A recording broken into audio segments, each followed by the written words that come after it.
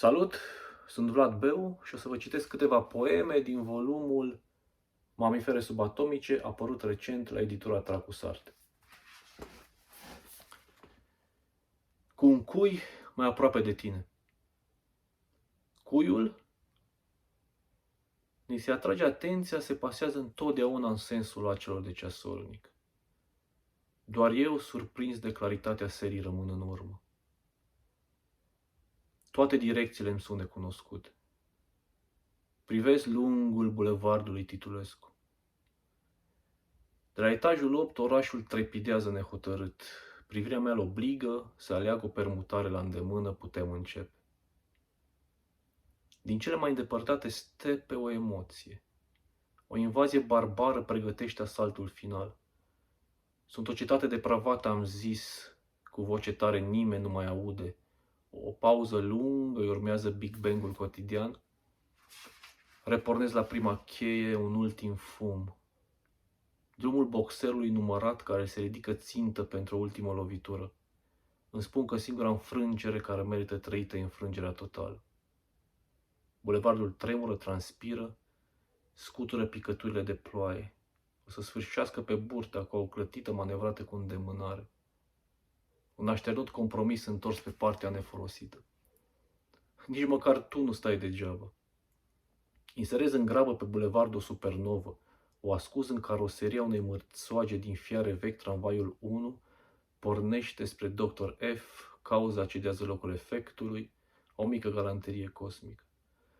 Revine emoția, nediferențiată, crudă, ideală de la idee, membrana universului servită în sânge. Uite plânsul punct de sprijin. Cuiul se stinge, tramvaiul urmează, toate direcțiile se opresc, te ascunzi, astupi gaura chei cu gumă de mestecat. Începem acel cucubau între cel mai părinte și cel mai copil abandonat într-o superpoziție, levitez clipa gard în gard cu prăbușirea.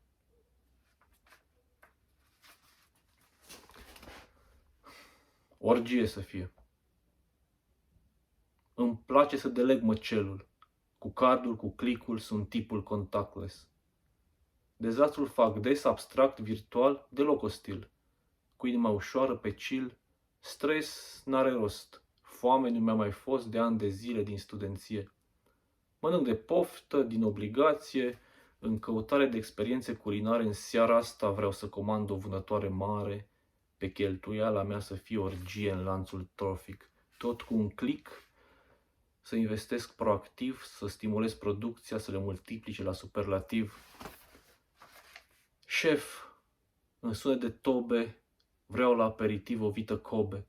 În sânge să fie scăldat, am chef pe cerul gurii să topesc grăsime monosaturată. Aprinde lumânarea și telefoanele pe off. Deschide un vin roșu fin la pian Rachmaninov. Eu și iubita mea iubim frumosul și stelele, Michelin. Și bișonul care ne așteaptă acasă la geam în sufragerie. Micuțul dur visează și el o orgie direct din cutie de la Carrefour. Mă întorc în partea neîncepută a realității.